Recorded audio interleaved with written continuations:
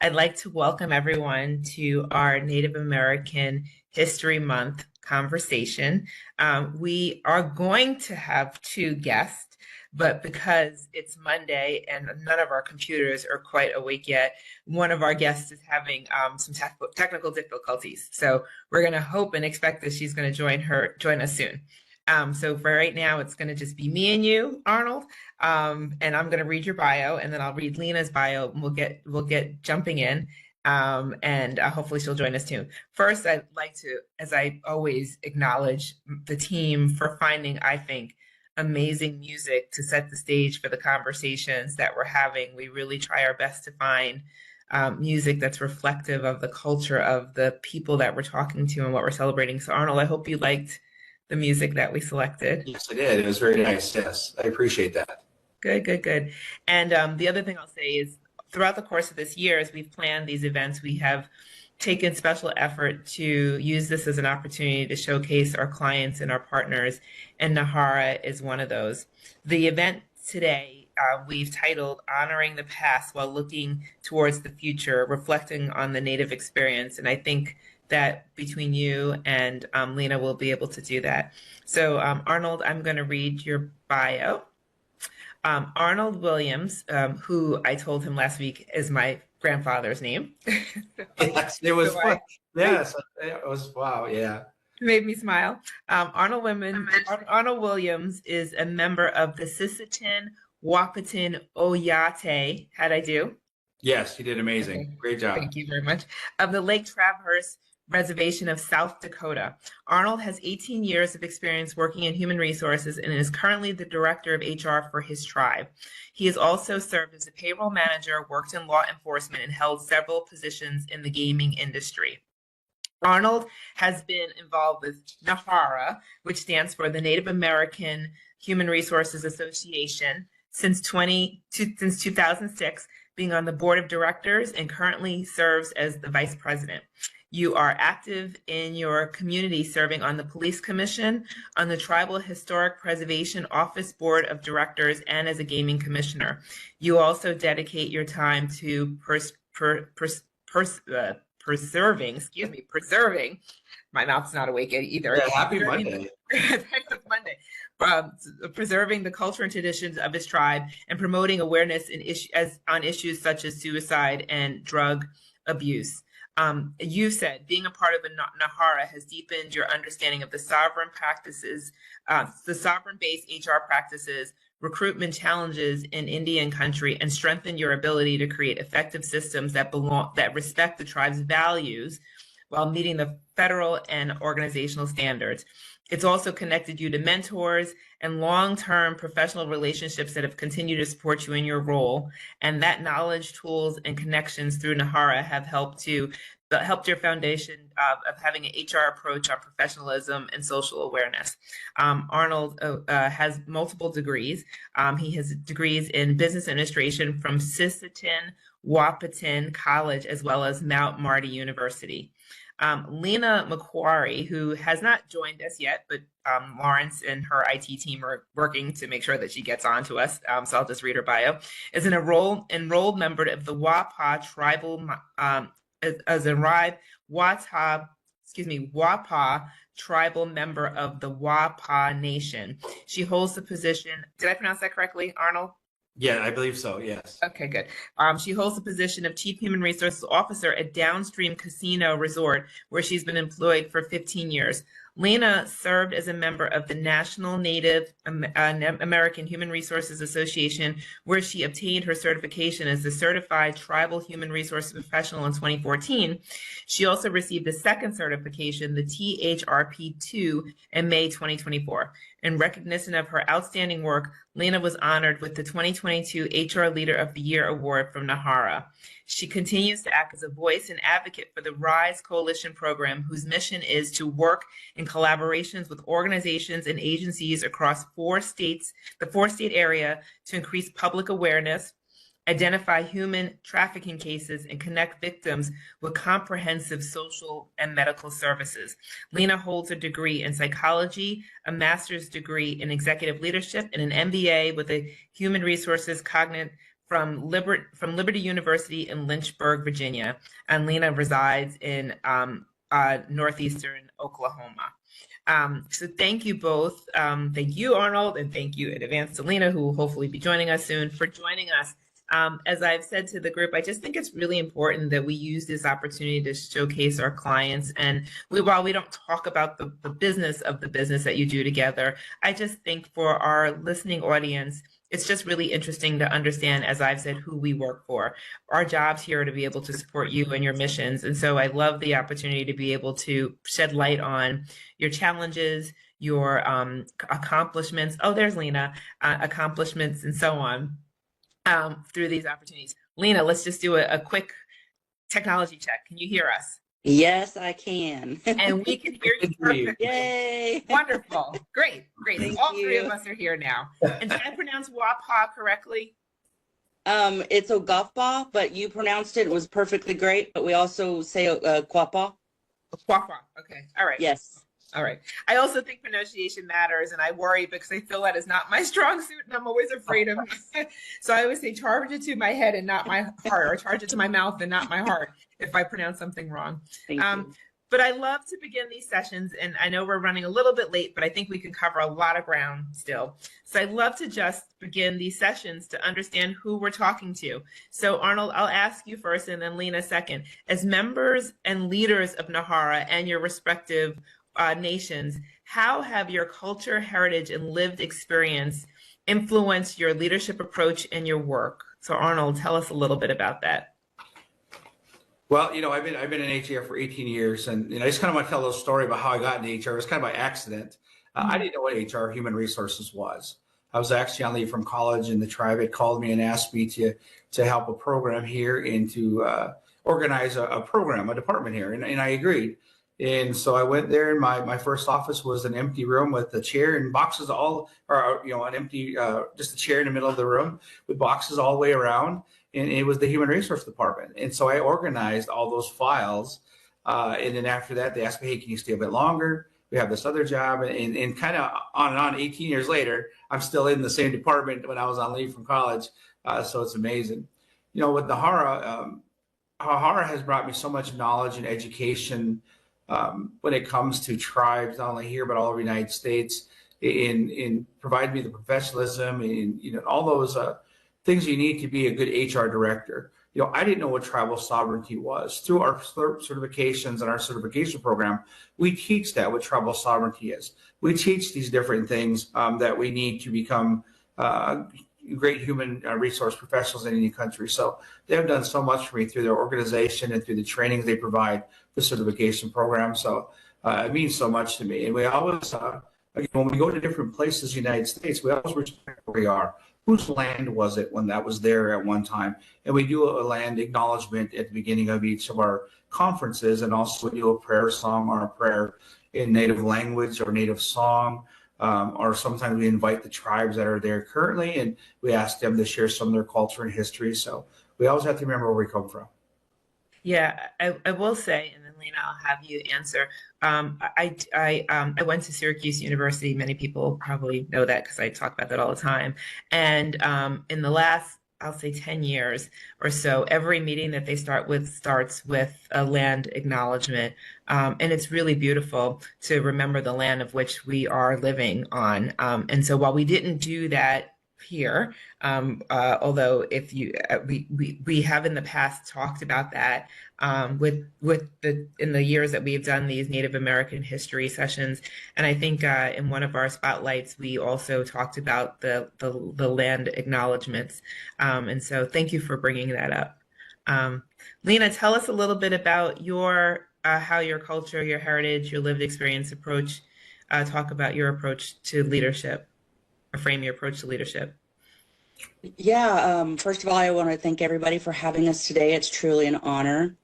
Just to backpedal a little bit on what Arnold said, as a board member of NAHRA, it's a privilege of ours to help guide and initiate and empower leaders.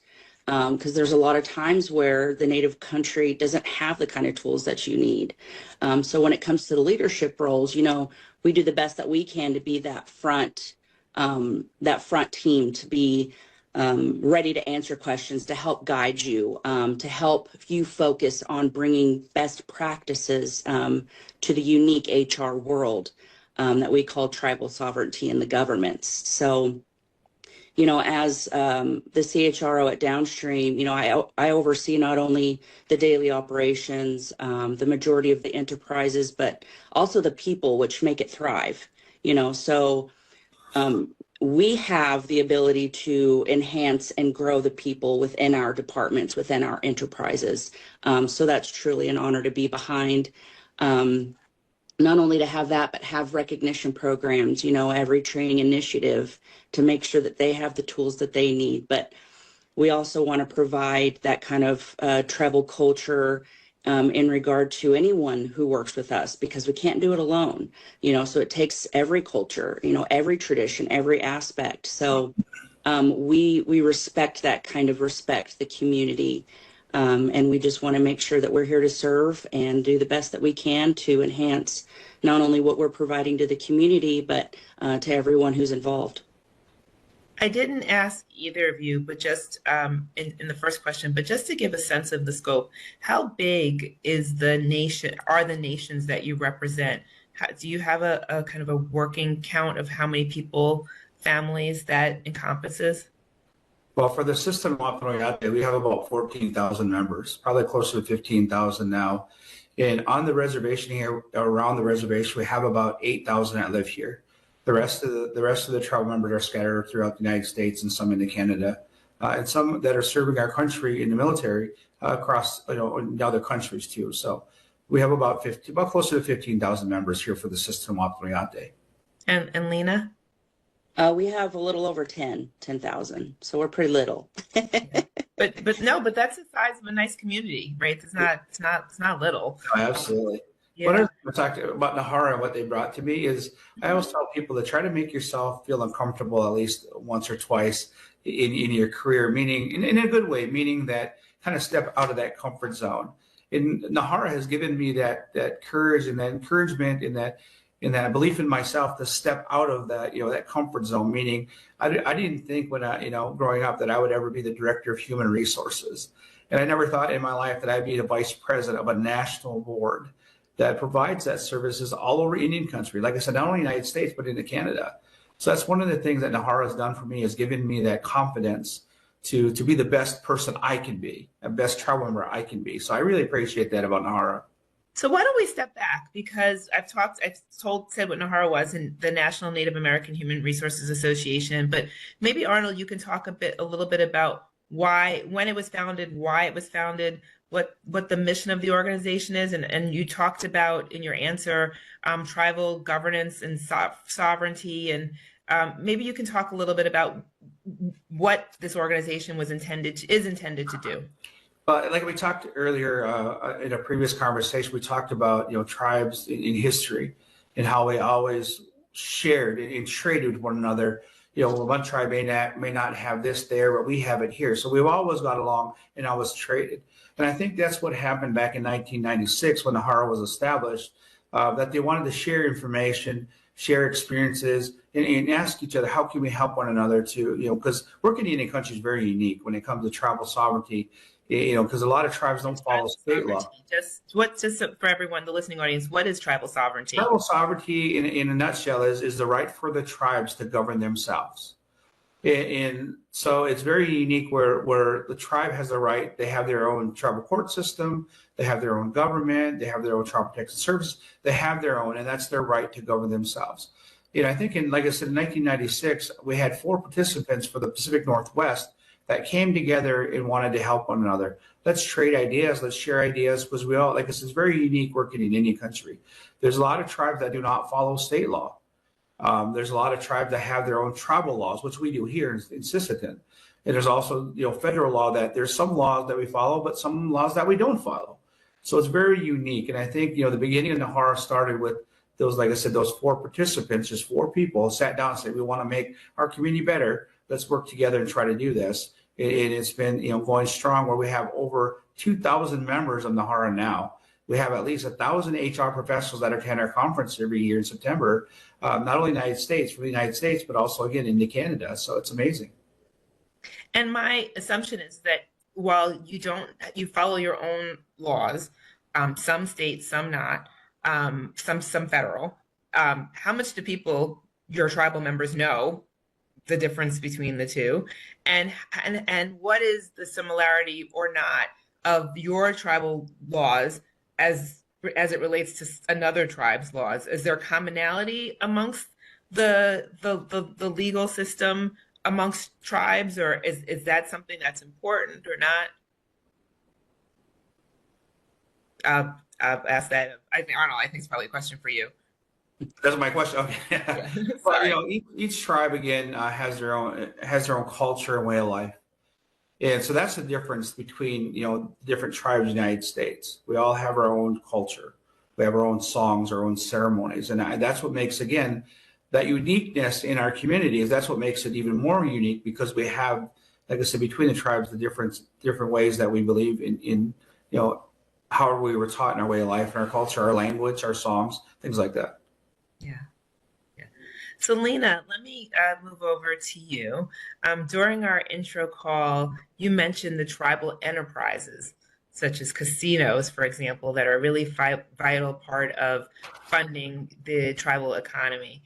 So can you talk to us a little bit about how do businesses contribute to the funding essential services like preserving culture, but also the long-term community development? Casinos, I think, have popped up. They're all over the place, and I don't know that everyone understands the connection and linkage back to the tribes that operate them. Can you talk us to a little bit about that? Absolutely. This all started in 1988.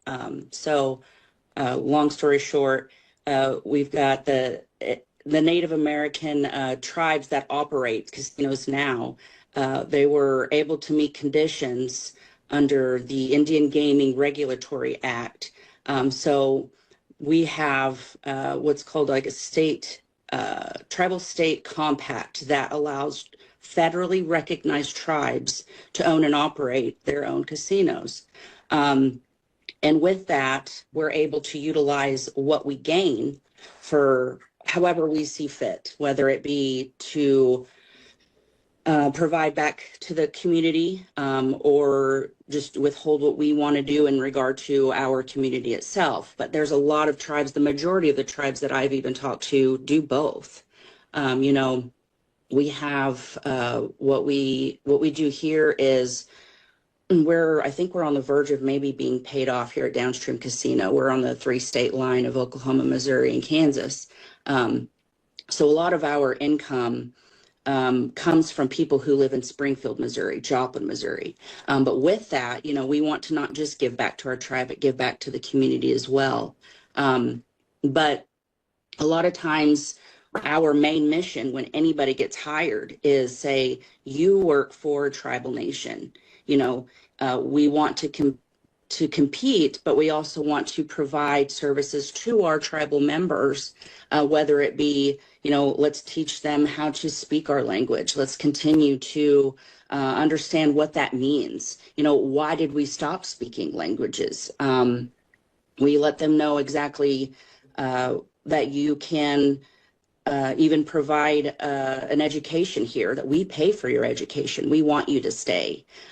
So it's not just you're going to come in, get a check and go home. We want you to be part of the family. We want you to feel that revenue generated money comes from more than just someone coming in and playing a game.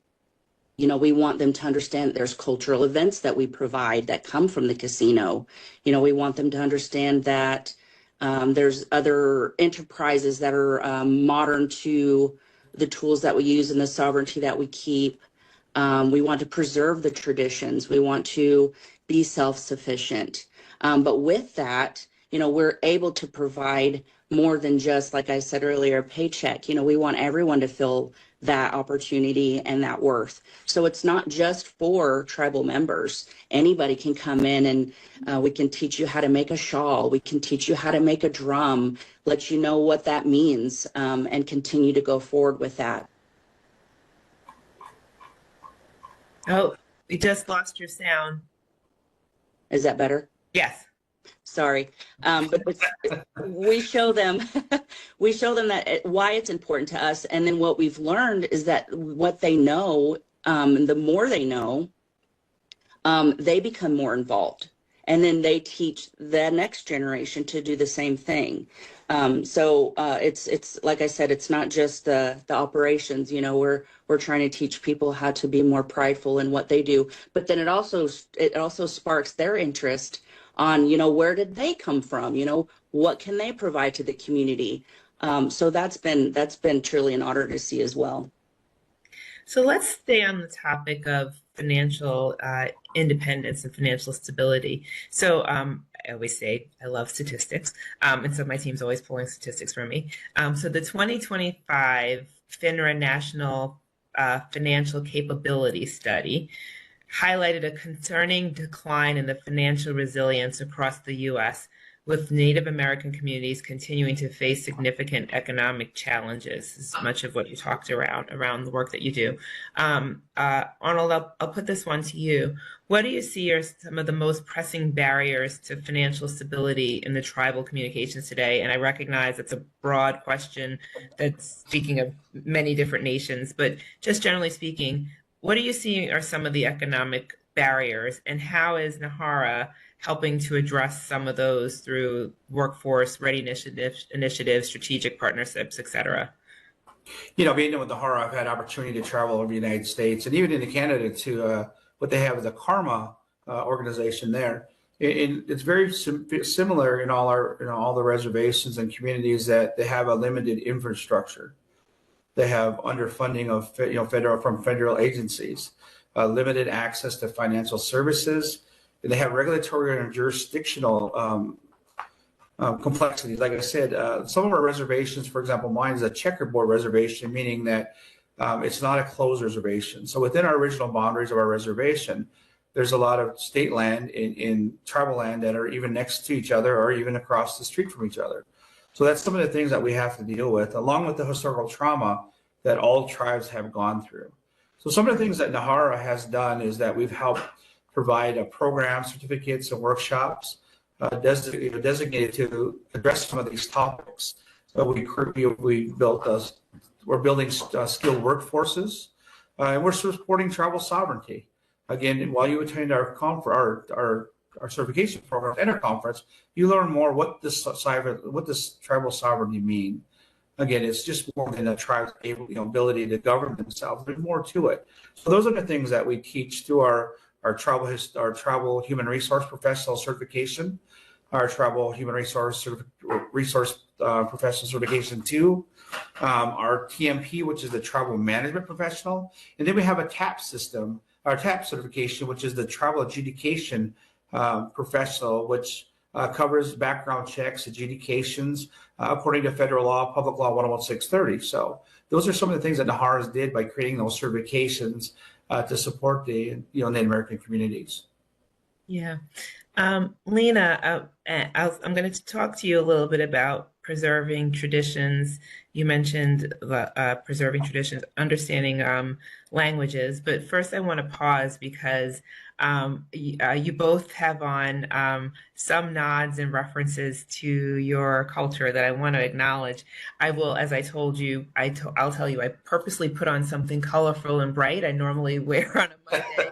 I don't normally put on a fancy necklace on Mondays. I usually do that Tuesday, Wednesday, and Thursday, but I wanted to do that today because I knew both of you were going to try to wear something that nodded back to your nations. So maybe we could quickly, Lena, I see your beautiful earrings. I'm not sure if there's a reference that you want to talk about. And Arnold, you talked about your tie. I also see your artwork in the back of your office. And maybe before we talk about preserving traditions and what that looks like, you could tell me a little bit about if there's anything that you have on today that you want to kind of speak to that nods to your own traditions. Yeah, sure. A lot of times you will see what we say is storytelling. So you'll see a lot of beadwork that might replicate that, a story that might be cherished to the person wearing them, maybe something that they were taught that resonated with them. It could mean anything. I've even seen people wear their favorite NFL gear, beat it out, you know, and it's really fun. But you know, there's a lot of purpose behind that, because it's not just the beauty that comes behind it, but it's to express the culture and how it belongs to that person and the tribe. There's also some things that create what's called a ceremony significance. So in regard to, you know, maybe the beads that I'm wearing now, they are utilized within powwows, within ceremonies, make it a burial ceremony, perhaps. A lot of people will provide moccasins that have beads on the bottom. So, you know, that means something different than without the beads, because normally you wouldn't wear moccasins with beads on the bottom. But it's just to honor our ancestors, you know, and what they've been through, what it meant to them at that moment in time, and we can continue that tradition. But here, it's honestly, I just thought these were pretty. They are pretty. It's just some flowers. Nothing in significance. So sometimes it'll just spark your eye, and you'll either make something of your own, or someone will. Sometimes a tradition is, I love those beautiful beads you have on, and then a lot of times we'll just take them off and give them right to you. So it just. So, Lena, I love those beautiful beads you have on. Oh, what's your address, honey? They're on the way. And Arnold, tell us about your tie. My tie. If you've been to an NAHRA conference, you've seen it wear me. You'll see me once or twice. You get to see it how. This is my tie, and it has a bear on the bottom. And if you look behind me, you have the little bear. The painting is made by one of our tribal members, and there's also a bear claw paw right there. In my Dakota name is Mato Ohitika. Mato means bear. Say that again. Say your what name, and say it slowly. Okay, my name is my Dakota name, or my Indian name is Mato Ohitika. Mato means bear, so that's where you see the bear, the little bear claw here, the bear on the bottom of the tie. It's fully beaded, by the way. Oh, wow. In the bear paw that's up there.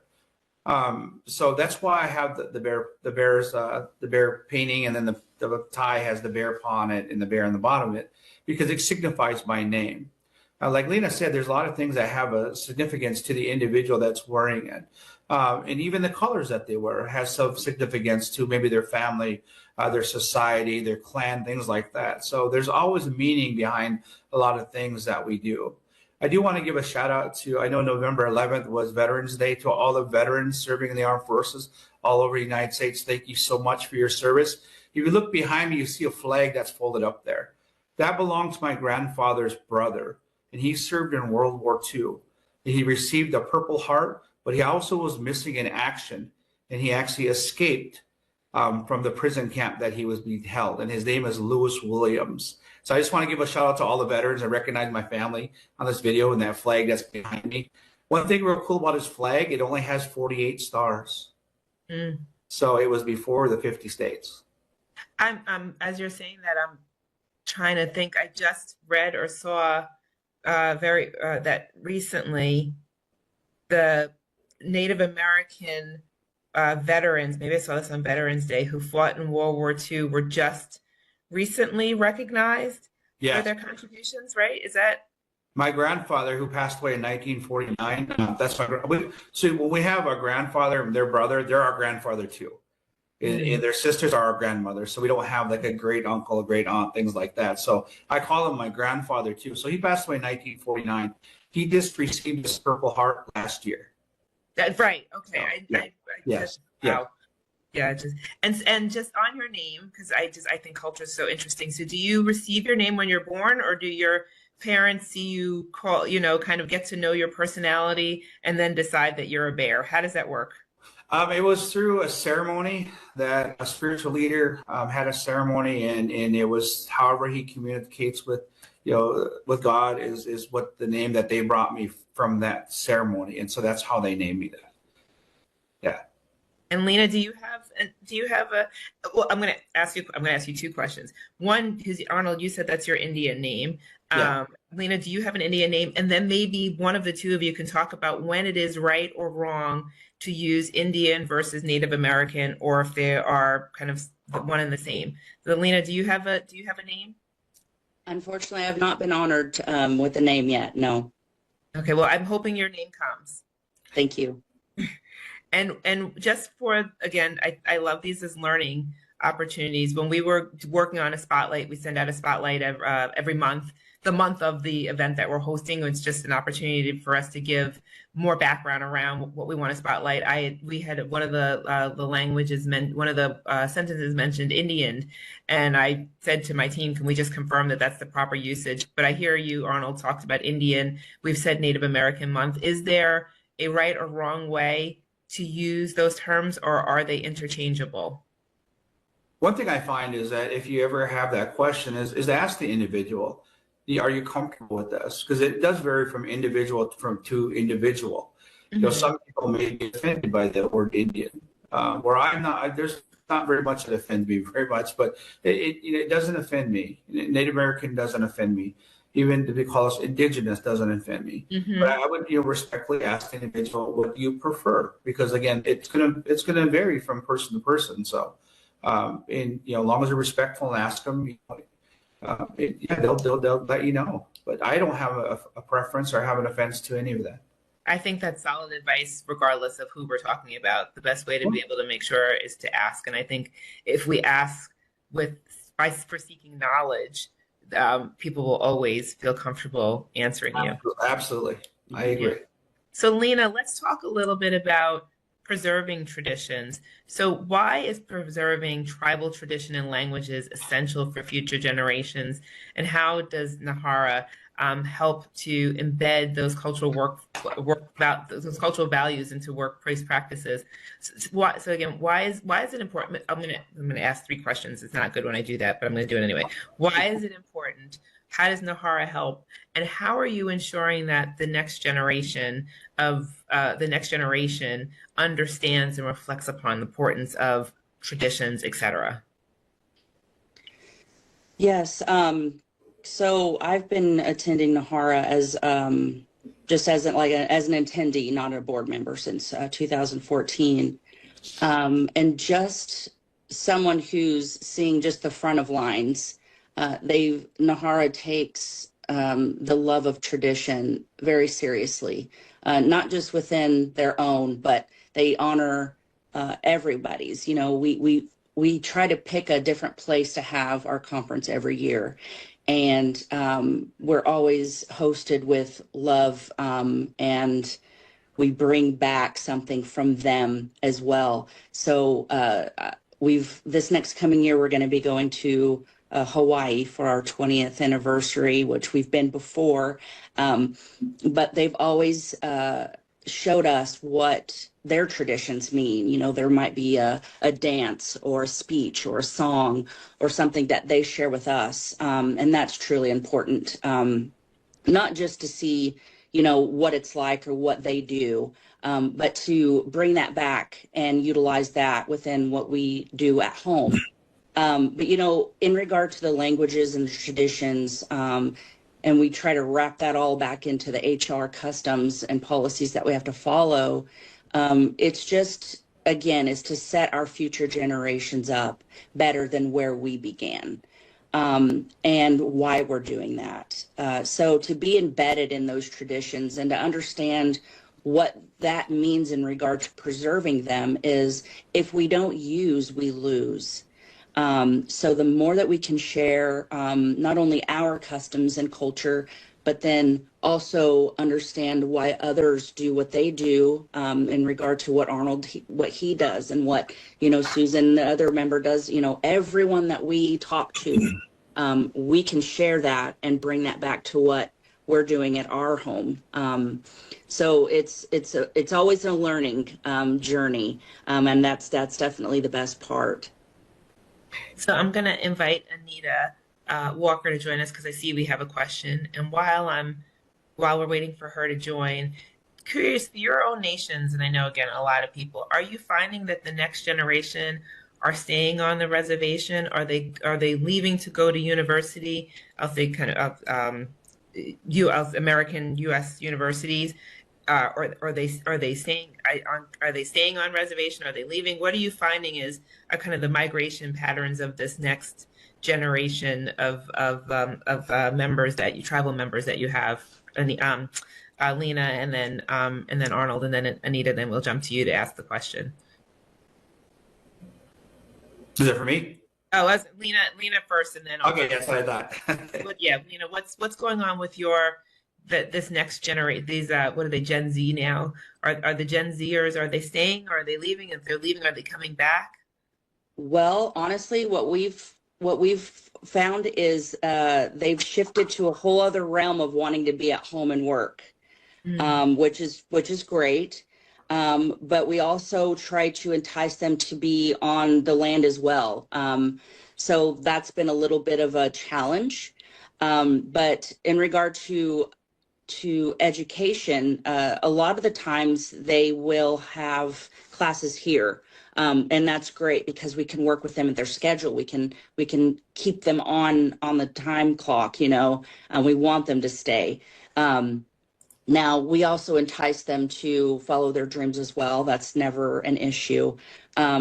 But we're finding different ways to try to entice the younger generation. Is like I'd said before, they're wanting to stay at home. They're wanting to freelance a little more. So we're trying to find different incentives to pull them in, but also let them know that we will pay for your education. You stay here, we'll help you too. But I'm sure Arnold, he's probably dealt with that as well, probably a little bit more than I have. But what do you think, Arnold? It's kind of half and half. I think some have stayed in the area and some have gone on to college. But again, in my work with the youth, I try to encourage them to believe in themselves. There's a lot of children, a lot of kids that don't have that support system at home. And so I try to do what I can to encourage them, to help them. And I talk about, stepping outside the box or making yourself feel uncomfortable every now and then to help improve your life or to help educate yourself more. Things like that. Like I said, for me to be traveling all over and meeting these amazing people all over the United States, I never thought I'd be doing that. I was just a little res kid coming from South Dakota, but I've had an amazing journey. It's been awesome, and I want kids to experience that. I want them to be able to go out and experience the things I have. I never thought I would be traveling the way I am, and it's like I said, it's awesome. It's amazing, and I want to try to help support them and encourage them to do that. But again, it's a lot of people in their culture. They're kind of we're taught that we're not loud. That a lot of people are kind of shy. In our culture, we don't stare at people eye to eye when we're talking to them. Out of respect, we turn the other way, or we kind of put our head. Whatever we do, we don't look at them eye to eye, and because of respect. So we have a lot of people that are real quiet, and I try to encourage our students to like I said, feel uncomfortable in a good way every now and then. That means it's something that you knew that you're learning. I am all part of that. Yeah. Mm-hmm. So when we first learned to ride a bike, we were very scared of getting on that bike. But once we learned how, it was amazing. It took us everywhere as a kid. We took us fishing. It took us to go build our fort in the woods. It took us down, be able to go down to grandma's house, wherever it may be. But we had to take that step to learn to ride that bike. And that's why I encourage people, feel uncomfortable every now and then. Step out of your comfort zone. When you feel uncomfortable in a good way, that means you're learning something new. And that could take you anywhere, like it has with me. With NAHRA, it's taking me all over the United States and even into Canada. So that's what I try to encourage. It sounds like we're saying the same exact thing, both here and in my own family. There's something really beautiful about, there is beauty in the discomfort. It means that something's happening. Yeah. It's a beautiful discomfort. Yeah, no, absolutely. You wouldn't think those two words would go together, but it does. They can. They can go together. They can. That's why I say make yourself uncomfortable. Especially if you have support. And that is where it could work, when you have support. Absolutely.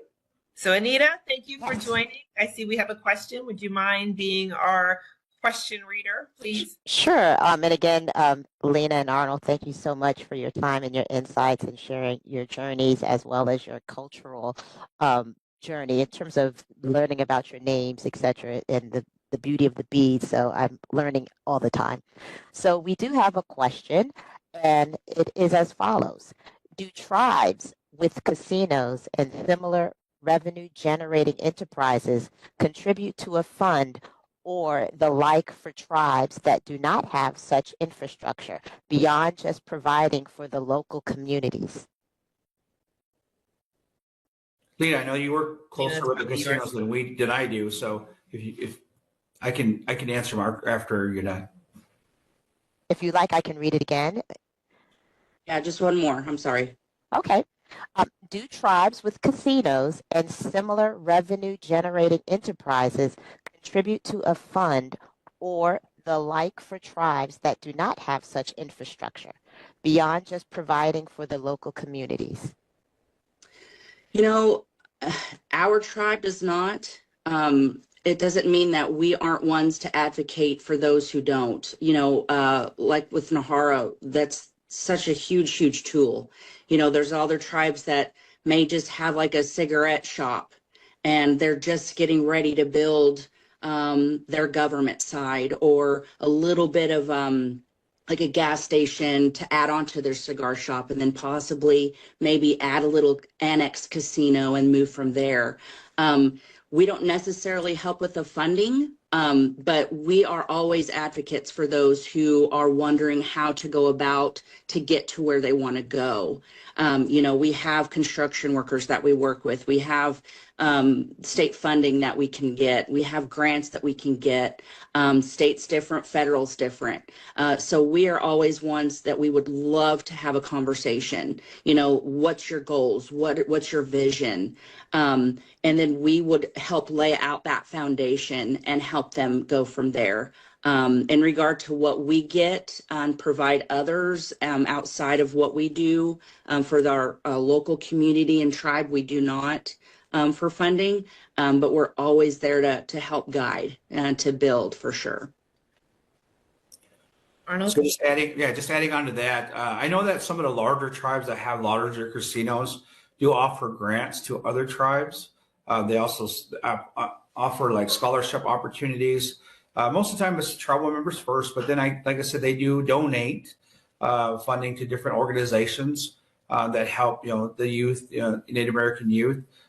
So I think that there are some larger tribes that do that.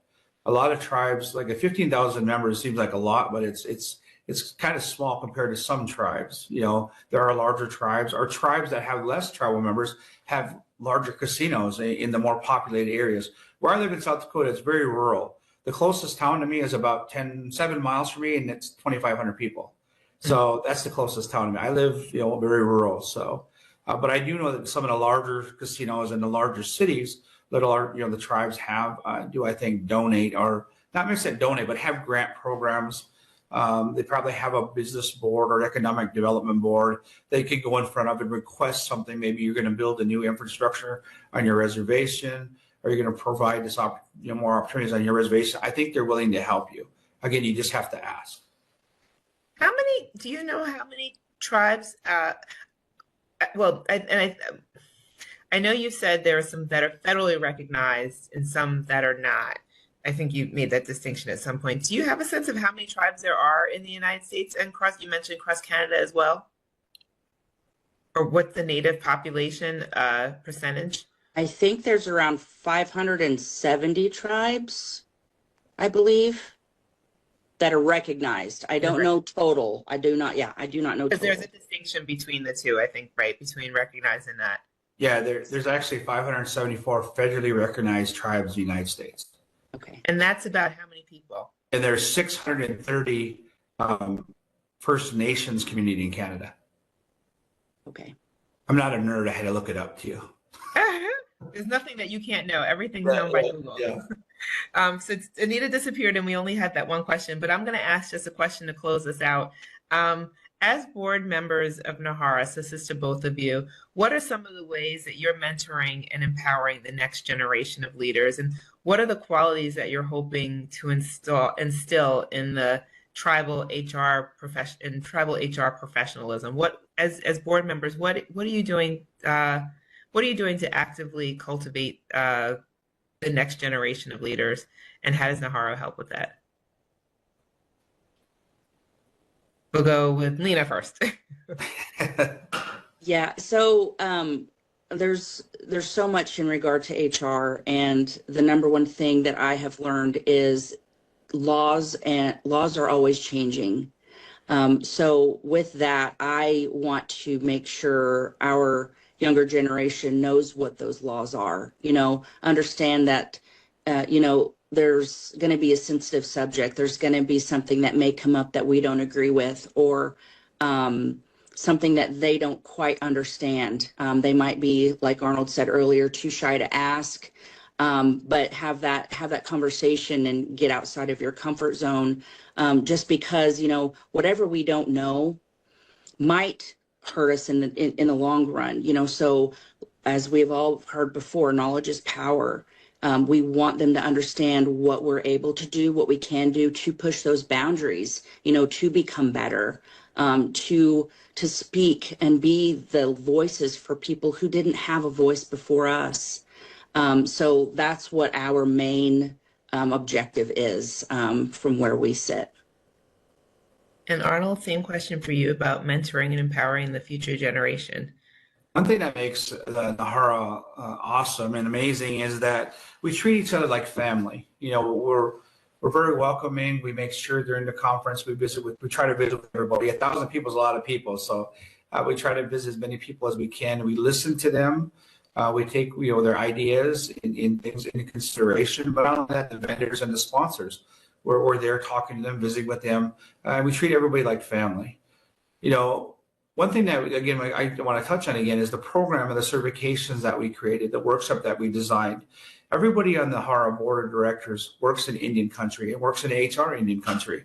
So we're right there in the front lines, and we have experienced it firsthand, some of the unique things that we have to deal with on a daily basis. And I think that's what makes NAHRA so amazing, is that we've all been there. Like I said, when I started in HR, I didn't know what HR was. I didn't know what human resources was.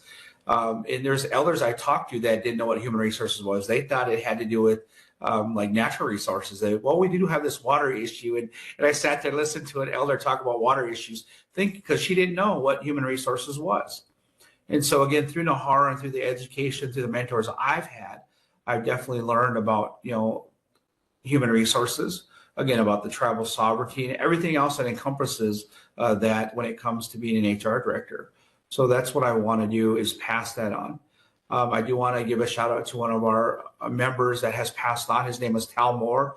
He was one of my hugest mentors. He was a mentor that I had, and he made you feel like, regardless of if you've been in HR one day or 50 years, he made you feel important. And he took the time to share information with you. And again, I just want to share, I'm wearing this ring that he gave me today. So I want to remember him today also. But that's what I want to do. I want to be able to help people believe in themselves, educate them through our programs, and let them know that they're not alone. Because sometimes working in tribal HR in any country is very difficult. Sometimes you feel very alone. And with the NAHRA, we have those contacts and people that are there that can help mentor you and that can help support you. There's probably in any country, there's nothing that we haven't experienced that we can help each other with. And just like I said back in 1996, it took those 4 individuals to say, hey, let's work together to see how we can create a better situation for our community. Yeah. Well, I thank both of you for your time with us today. I thank you for your trust in us as clients of ours. I really wish each of you success in your journeys as an HR professional from one to another. I certainly know the work that you do and the importance of the work that you do. And it doesn't go unnoticed, I am sure. So I'm going to cue Lawrence to cue our outro music. And I look forward to being in touch with you again at some point. Thank you. Thank you so much for having us. Thank you so much. Thank you for It's been wonderful. Okay. All right.